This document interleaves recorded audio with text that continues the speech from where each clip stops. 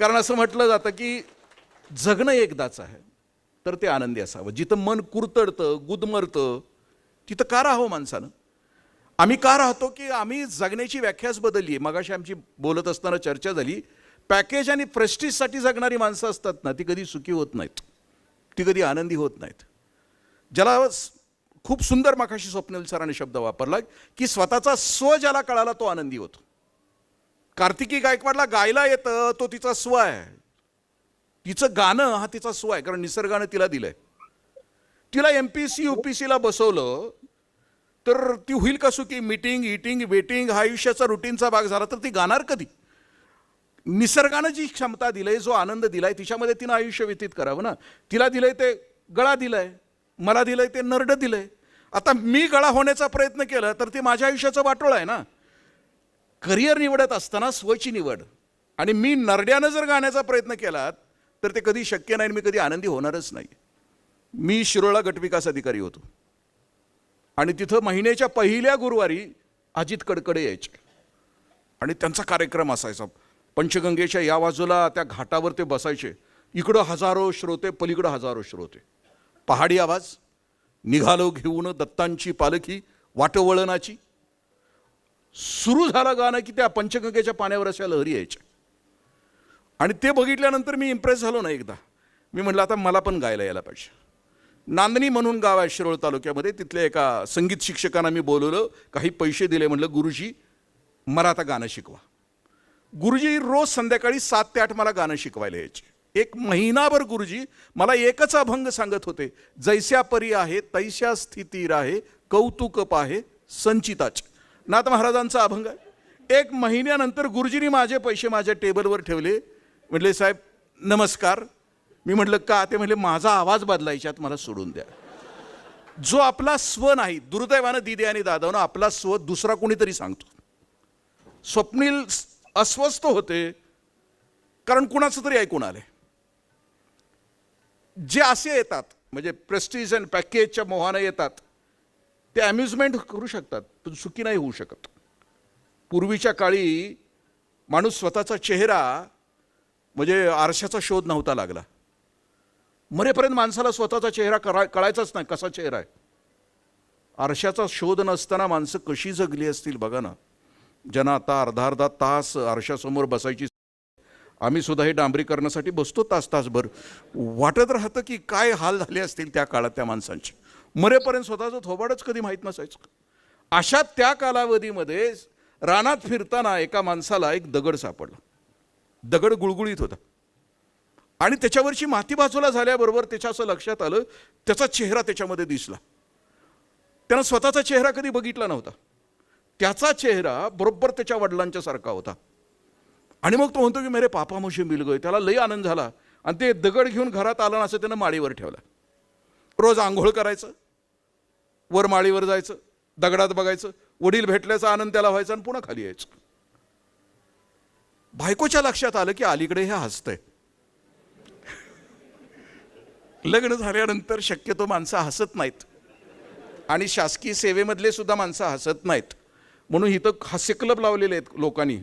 हसतच नाहीत ना, म्हणून ते हास्य क्लब. तुम्ही कधी गेला हास्य क्लबचे बघताना माणसं आमच्यासारखी म्हातारी कोतारी असे हसत असतात, खो खो खो खो खो खो. आणि ते हसत असताना ते रस्त्याच्या बाहेर एक बारकं पोरगं त्यांच्याकडे बघून हसत असतं. आपल्या लक्षात येत नाही की नेमकं हे खरं का ते खरं, हसतंय ते कोणतं खरं. बायकोच्या लक्षात आलं की हे अलीकडे हसतंय. ते म्हणजे क्यों हस रहे? ते म्हणजे कुछ नाही, पापा मिलते. म्हणजे काय मिळतंय? ते घाबरत घाबरत वर गेलं, ते दगड आणला, इसमें पापा मिलते. ते म्हणजे लाव इधर. तिनं तो दगड घेतला. तिनं स्वतःचा चेहरा कधी बघितला नव्हता. ती म्हणजे दुसरी औरत कहाँ से लाई? ती म्हणली नाही पापा आहे.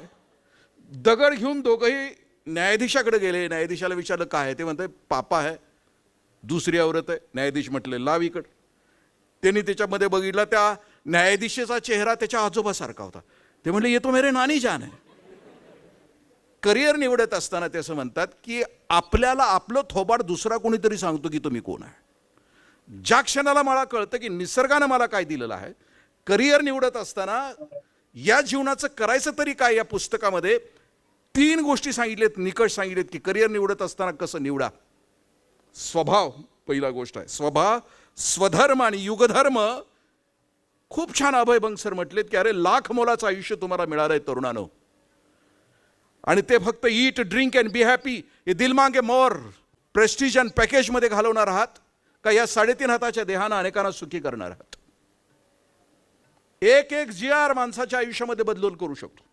तुम्ही ज्या क्षेत्रामध्ये काम करता, खरं तर असं म्हटलं जातं की आपल्या अस्तित्वानं आपल्या आधी ज्या वेळेला जग जसं होतं त्याच्यापेक्षा अधिक सुंदर जग करून माणसानं मरायचं असतं. आम्ही प्रशासनामध्ये आलो, प्रशासनामध्ये आल्यानंतर ज्या वेळेला त्या क्षेत्रामध्ये काम करतो त्यावेळेला दुसरी गोष्ट जेंगटे सरांनी मागाशी सांगितली की आम्ही सातबाऱ्याच्या जीवावर आलो, ॲडमिशन सातबाऱ्याच्या जीवावर. आम्ही राहुरीला 5 वर्ष काढले MSc आणि PhDची. अभ्यास केला की संध्याकाळी त्या वसंत हॉस्टेलच्या समोर एक रंगमंच आहे, त्या रंगमंचावर लायब्ररी बंद झाली की आम्ही बसायचो. इंटरव्ह्यूचा काळ आला की आम्ही इंटरव्ह्यूला तिथं बसायचो. मग त्यावेळेला एक हमखास प्रश्न असायचा की तुम्ही MSc ॲग्री झालाय, टेक्नोक्रॅट्स झालाय, मग तुम्ही इकडे प्रशासनामध्ये कशासाठी येता? त्यावेळेला तो प्रश्न असायचा. आणि मग त्यावेळेला प्रश्न आमच्या समोर असताना असं असायचं की कित्येकाच्या मनी ऑर्डर्स 10-10, 11-11 तारखेपर्यंत यायचेच नाहीत. पीठ घेऊन जायचं, किचन करायचं, बरेचसे प्रश्न असायचे. आणि त्यावेळेला मनी ऑर्डर 10, 11, 12 तारखेपर्यंत यायचे नाहीत. त्यावेळेला नजरेसमोर माझी परिस्थिती नव्हती, पण माझे जे मित्र प्रशासनामध्ये किंवा माझ्या बॅचचे जे आहेत त्यांच्या घरची परिस्थिती मला माहिती आहे, कारण मी सगळ्यांच्या घरी त्यावेळेला जाऊन आलेला. आणि ज्यावेळेला हा प्रश्नाचं उत्तर यायचं त्यावेळेला प्रत्येकाच्या नजरेसमोर असायची आई, प्रत्येकाच्या नजरेसमोर असायचा बाप की का जायचं आहे प्रशासनामध्ये. आणि मग त्यावेळेला एक ध्येयवाद जागा व्हायचा की हा मी ज्या घरातून आलो, माझ्या आईच्या डोक्यावर लाकडाची मोडी आहे, माझ्या बापाच्या हाताला घट्टे आहेत, 15 तारखेपर्यंत यमो पाठवण्यासाठी त्रास होतो आहे.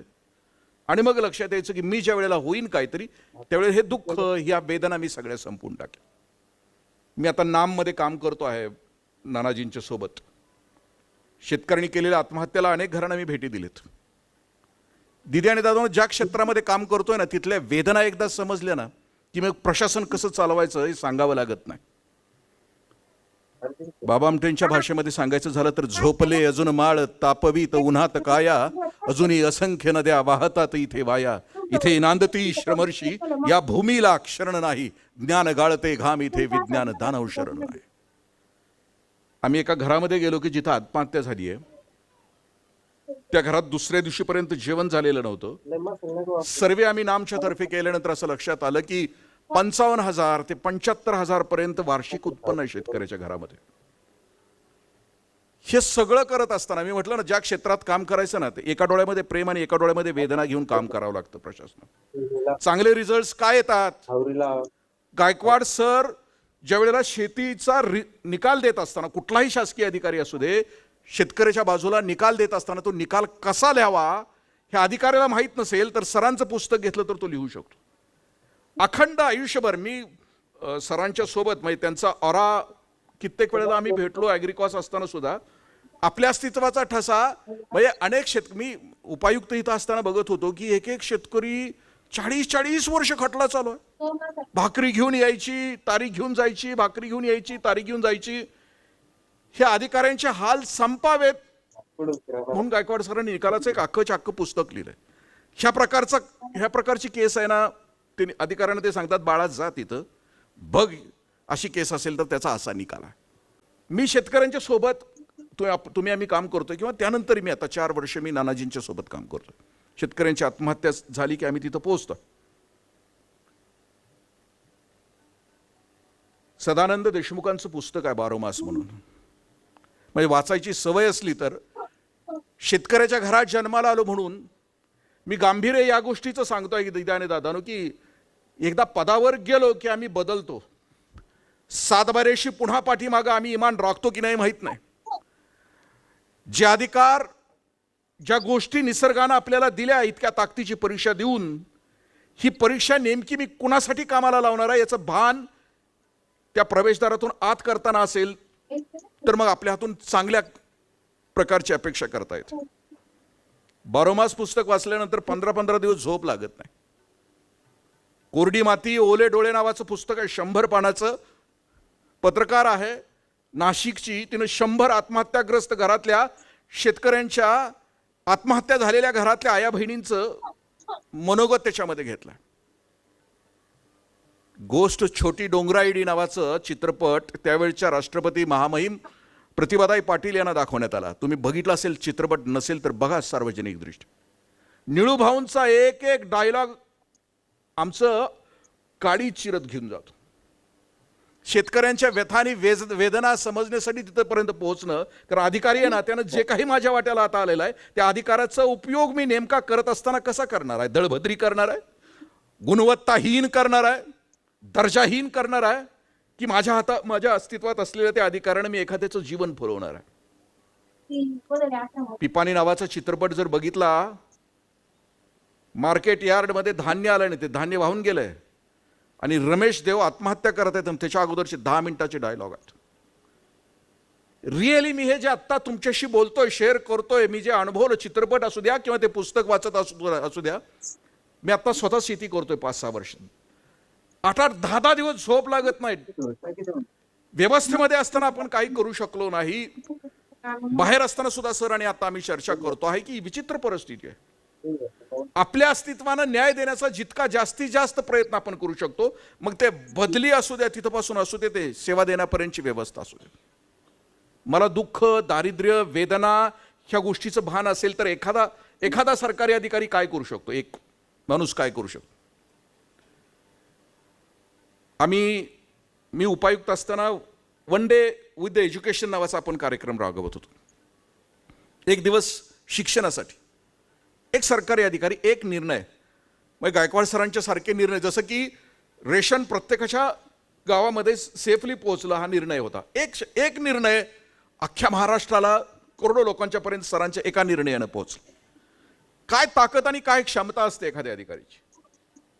मी आंबेगाव तालुक्यातल्या एक आसलेच्या गावाच्या पलीकडच्या एका वस्तीवर शाळेमध्ये गेलो होतो, त्या one day with the education नावाच्या त्या प्रोग्राममध्ये. द्विशिक्षकी शाळा होती, 19 पोरं होती, पटावर होती, पण समोर मुलं बघितल्यानंतर 26 पोरं होती. मी शिक्षकांना विचारलं की गुरुदेव, ही 7 पोरं कशी काय जास्त आहेत? त्यावेळी ते गुरुजी तिथले सांगत होते की यांच्या आईवडिलांनी रात्री दारू पिले, चूल नाही पेटलेली, आणि मिड डे मील आहे, त्या अन्नाच्या अपेक्षेने लेकरं आलीत. आमच्याही घरात, मी त्यावेळेला खरं माझी मुलं इथं हुजूरबागेला मुलगी होती आणि नुमेवीला माझा मुलगा होता, आणि त्यावेळेला माझ्याही घरात महिन्याला 4 किलो तांदूळ यायचं, आणि त्यावेळेला मी शिव्या द्यायचो, कशाला आम्हाला का देतंय सरकार तांदूळ? आमच्याही बायका म्हणायची की याची इडली खूप छान होते, कारण ती आमची मानसिकताच आहे. पण ज्यावेळेला मी तिथं पोहोचलो आणि त्या लेकरांच्या सोबत जेवण घेत होतो, त्यावेळेला जेवण घेताना ती लेकरं अशी जेवत होती की जणू याच्या अगोदर 4 दिवस जेवण मिळाले की नाही आणि याच्यानंतर मिळणार आहे का नाही. जेवत असताना माझ्या लक्षात आलं की ज्या कोणी त्या IAS अधिकाऱ्यानं निर्णय घेतला असेल की श्रीमंताच्या घरामध्ये महिन्याला 4 किलो तांदूळ गेलं तरी चालेल, पण वाड्या वस्तीवरही ज्याच्या घरामध्ये अजून दिवा पेटलेला नाही, निदान 4 अन्नाच्या घासासाठी तरी लेकरं येतील आणि त्यांच्या कानावर शब्द पडतील आणि ते स्वतःच्या पायावर उभे राहतील, ही दृष्टी ज्या अधिकाऱ्याने दिलं त्याला त्याच वेळेला कोटी कोटी नमस्कार केले की ज्या वेळेला मी त्याचा अगोदर विरोधक होतो. प्रचंड क्षमता आणि प्रचंड ताकद तुमच्यामध्ये. मी इथं असताना एक दादा, इथे कोणतरी तो तुमचा हे होता असिस्टंट, त्याची बदली झाली की गाव यायचं बघा तुमच्याकडे, तो रोज 10 शेतकऱ्यांच्या बांधावर, आणि बदली झाली रे झाली की यांच्या त्या TAOकडे यायची माणसं की नाही याची बदली करू नका. 30 वर्ष त्याच भागामध्ये होतं. फक्त ही नोकरी, त्याला नोकरीची गुणवत्ता म्हणतात. तुम्ही कुठल्या पदावर काम करता त्याला मोल नाहीये. ज्या वेळेला अख्खं गावच्या गाव येतं की नाही हे हितच राहिलं पाहिजे, त्यावेळेला ती गुणवत्ता श्रेष्ठ होते. आणि गेल्या वर्षभरामध्ये ज्या वेळेला येतात माणसं की हे इथं राहिलं नाही पाहिजे, त्यावेळेला लक्षात येतं की आपल्या आयुष्याची जगण्याची गुणवत्ता काय, तर आम्ही कोणत्या प्रकारचं काम करत असतो. शासकीय नोकरीत आली की 3 गोष्टी महत्त्वाच्या असतात: CR, PR आणि GR.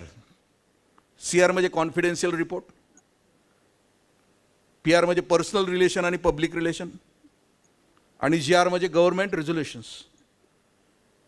CR कोणाचा कुणी कसा लिहावा, जसा बॉस असतो तसा तो लिहित असतो. म्हणजे तो त्याचा नैवेद्य कसा असतो, शाकाहारी का मांसाहारी, तो त्याच्यावर ठरत असतो.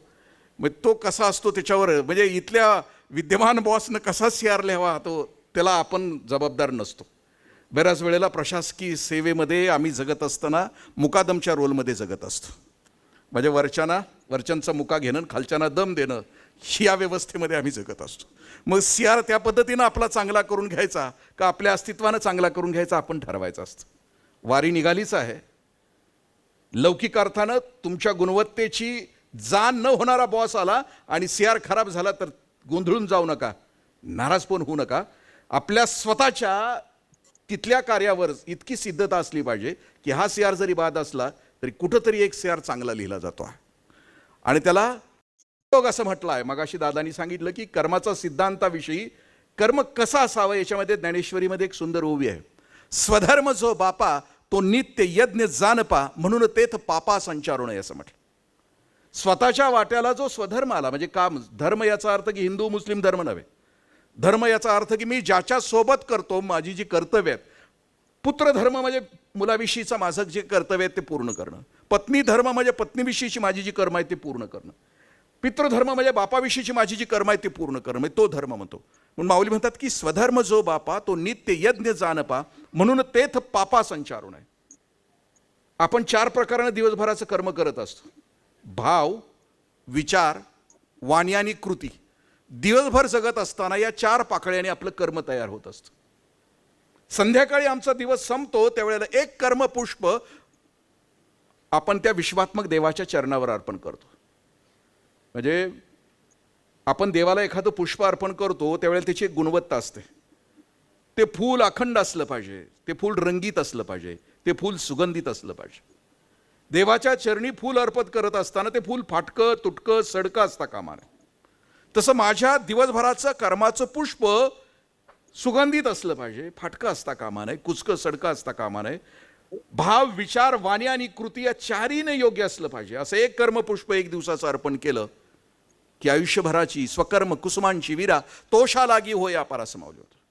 मग त्या अखंड आयुष्याची एक महापूजा होऊन जाते आणि आपलं जीवन सिद्ध होऊन जातं. नोकरी कशी करावी, काय करावी याच्याविषयीचं मार्गदर्शन सरांनी सांगितले. समारोप मी असं म्हटलं. कसं असतं जीवन असं म्हटलं जातं की आपण जन्माला यायच्या अगोदर पण करोडो वर्ष पृथ्वी होती, आपण गेल्यानंतरही असणार आहे. छोट्या काळासाठी आपली भेट आहे इथली आणि भेट ही ताकदीची आणि गुणवत्तेची असली पाहिजे.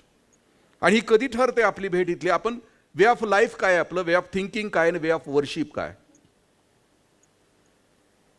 माझं नोकरी संपल्यानंतर माझ्याविषयी काय म्हणतील लोक?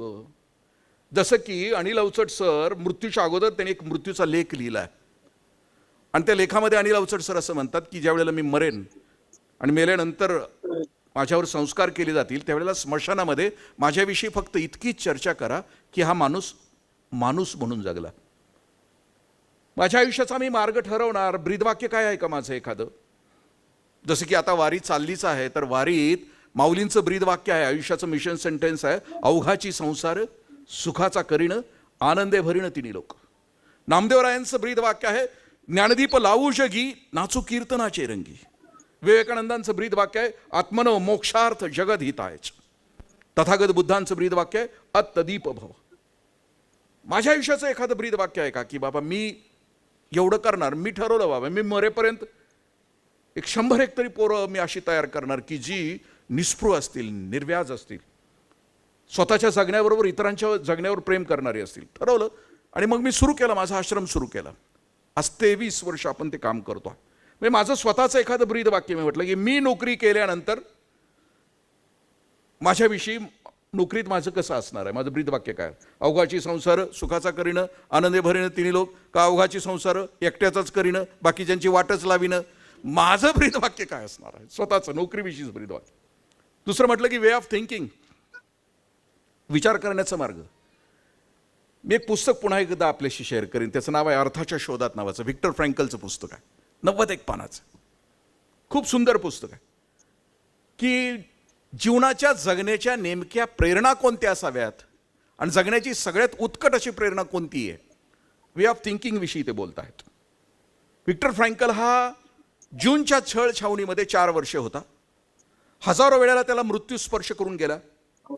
समोर त्याच्या प्रेत ओढून घेतली जायची, त्याला शॉक मिळाला, तो त्याला त्या गॅस चेंबरमध्ये टाकला तरी तो वाचला. वाचल्यानंतर तो बाहेर आला आणि बाहेर आल्यानंतर त्यानं स्वतःवर काम केलं आणि त्यानं विचार केला की मी का जगत होतो वाय. आणि मग तो जगभर फिरला, सर्वे केला आणि त्याला काही उत्तर मिळाली जगण्याच्या प्रेरणा कोणत्या आहेत. त्या जगण्याच्या प्रेरणेमध्ये तो म्हणतो की सत्ता ही काही लोकांची जगण्याची प्रेरणा आहे, संपत्ती ही काही लोकांची जगण्याची प्रेरणा आहे, पद ही काही लोकांची जगण्याची प्रेरणा आहे, प्रतिष्ठा ही काही लोकांची जगण्याची प्रेरणा आहे. आणि मग शेवटी तो म्हणतो की सगळ्यात उत्कट अशी जगण्याची प्रेरणा कोणती आहे? ती 2% लोकांची आहेत. तो असं म्हणतो की जगण्याची सगळ्यात उत्कट अशी प्रेरणा कोणती असेल तर दुसऱ्याचं जीवन समृद्ध करता करता आपलं जीवन समृद्ध होणं ही जगण्याची सगळ्यात उत्कट अशी प्रेरणा आहे. आणि तुम्ही भाग्यवान आहात की ज्या क्षेत्रामध्ये काम करत आहात त्या क्षेत्रामध्ये अनेकांचे अश्रू पुसण्याची संधी तुमच्याकडे आहे. म्हणून वे ऑफ थिंकिंग कुठली असावी, आणि वे ऑफ थिंकिंग ठरवत असताना आजूबाजूला बघण्याची आवश्यकता नाही. मी सोलापूरला एका मुलींच्या आश्रमामध्ये गेलो होतो. वे ऑफ थिंकिंग काय असू शकतं? तो फक्त मुलींचा आश्रम आहे. ज्याला मुलगी नको आहे तो तिथं आणून सोडतो.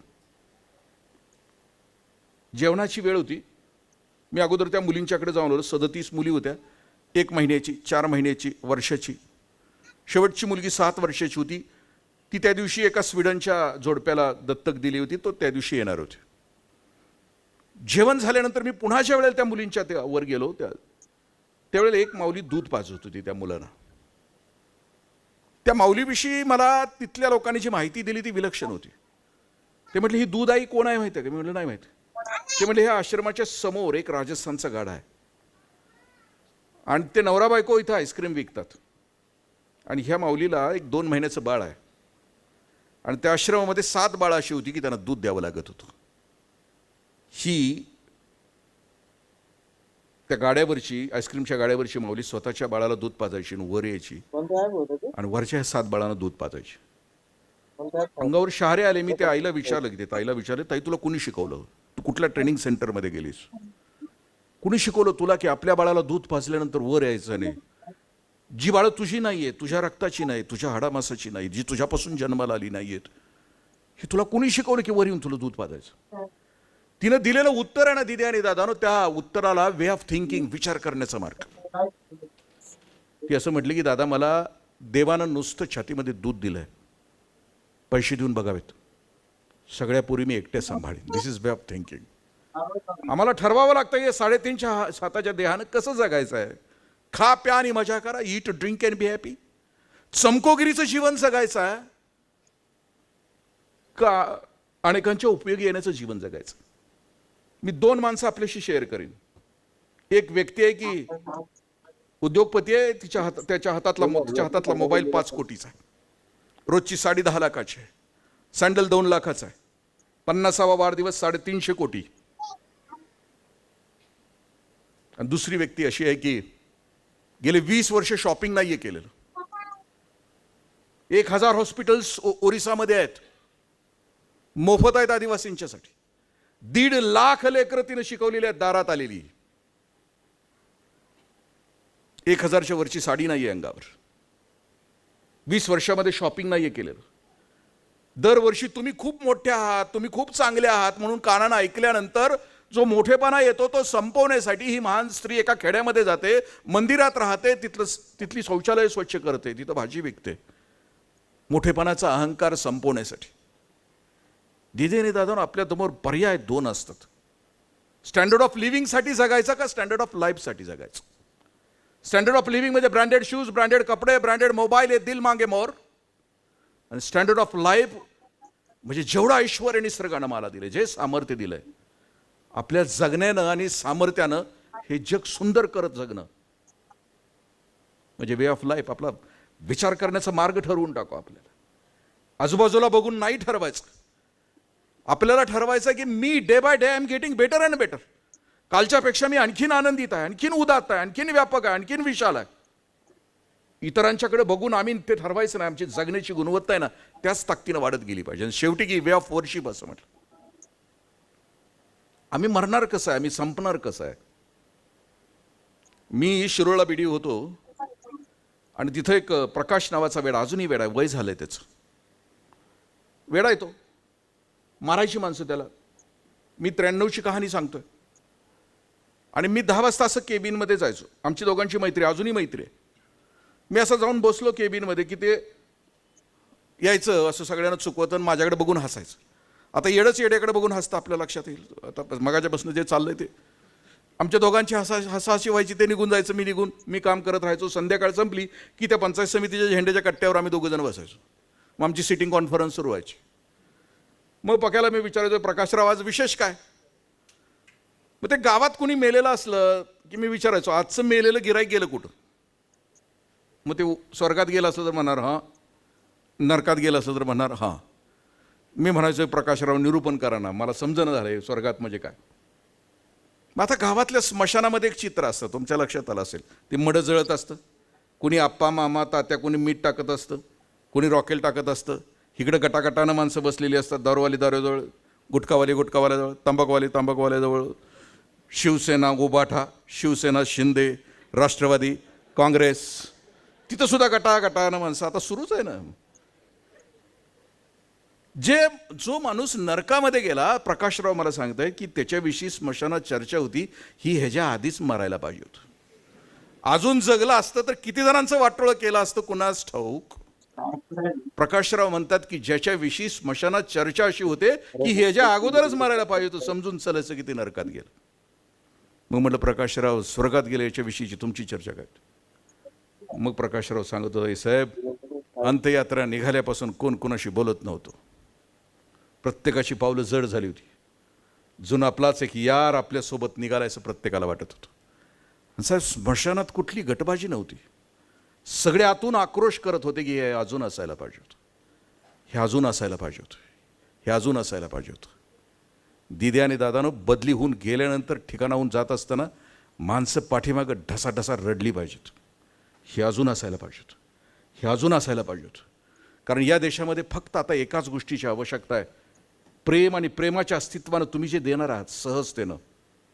कारण बाकी सगळं संपलंय ना. द्वेष आणि मत्सर या देशातल्या सोशल मीडियावर रोज 43,000पेक्षा जास्त द्वेष आणि मत्सराचे पोस्ट फिरत आहेत. माती ठेवलीच नाहीत आमच्या डोक्यामध्ये. मग इतक्या घाणेरड्या पोस्ट रोज आहेत की त्याच्या पलीकडचं जगच नाही असं झालेलं आहे. आभासी जग आणि वास्तव जग यातला फरक समजायला तयार नाही आहेत. आणि त्या क्षेत्रामध्ये आम्ही आहोत. आपण आपल्या अस्तित्वानं जग सुंदर कराल अशी प्रार्थना.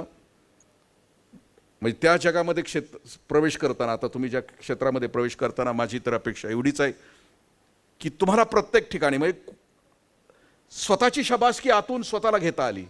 मी केलेल्या कामाविषयी मी स्वतः समाधानी. जग माझ्याविषयी काय म्हणतं मला फिकीर नाही आहे.